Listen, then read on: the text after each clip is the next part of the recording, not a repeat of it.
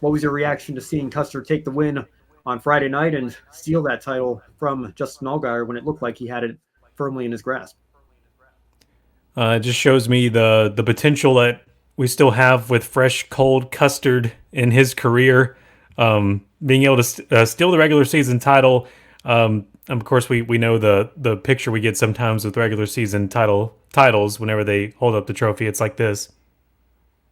But all that aside, that is really really impressive for him to steal that, and also just the assurance he has with his Haas factory team going into next year at the Cup level. That's got to make him feel good as far as job security. So less worried about that. He had to come back down to Xfinity after having to leave Stewart Haas, but now in a cosmic sort of way, coming back to it, this has to feel good, and I'm sure he's hoping he can solidify their decision with another Xfinity Series championship.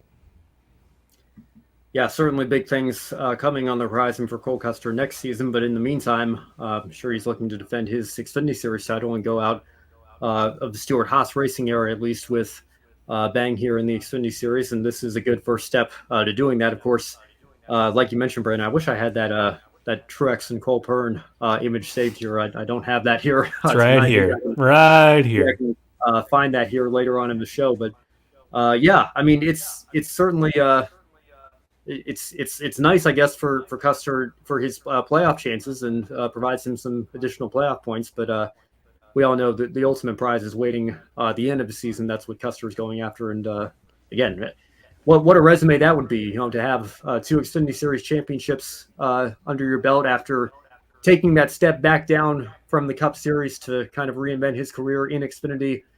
And then to come back to Cup, I mean, talk about a wave of momentum you'd be carrying from your Xfinity Series success. I think that would certainly have the potential to do wonders for his career. We'll see how strong the Haas factory team is in 2025. But as for right now, a good first step for Cole Custer, and maybe a more frustrating second step, you could say, for the guy who finished in second place. And Brandon, I got to tell you, this is starting to get a little spooky to me.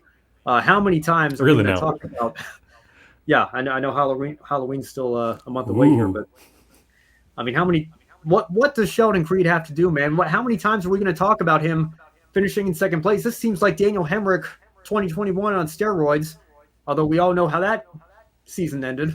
I don't know. Is this just all going to culminate to Sheldon Creed winning at Phoenix and winning the championship, or could he pull a Matt Crafton? Could Sheldon Creed win the Xfinity Series championship with 17 second place finishes to his name and not be a winner of a NASCAR Xfinity Series as he's lifting that trophy? Whatever happens, I got to stick with what I did earlier and say Sheldon Creed's not going to do it, so I can eat crow later. Yeah, whatever. But it is fun to watch. It's fun to go through these weeks and Sheldon Creed be on the second pattern. Definitely not as bad as Riley Herbst before he finally took care of it at Las Vegas last year. He wasn't, getting just close every time, but he was poised for a win and without a win, and we kept wondering when and how that was going to happen. Championship didn't come with it, but with Sheldon Creed, though, it's a different story. He definitely could come in and Daniel Hemrick this championship this year, or to your point, he could somehow take the title by not winning at all. So it'll be interesting either way. I'm really excited to see what he does, and I actually do hope he proves me wrong. Just like last year with Riley Herbst. Yeah, well, again, you look at his results, it really is remarkable.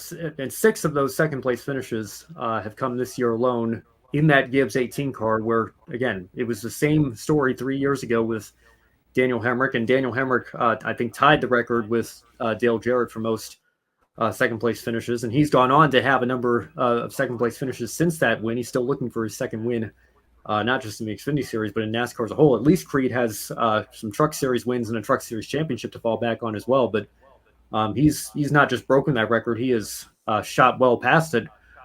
Daytona, Sonoma, New Hampshire, Michigan, and then the last 2 weekends back-to-back at Watkins Glen and Bristol, he has come up just one spot short of parking in victory lane.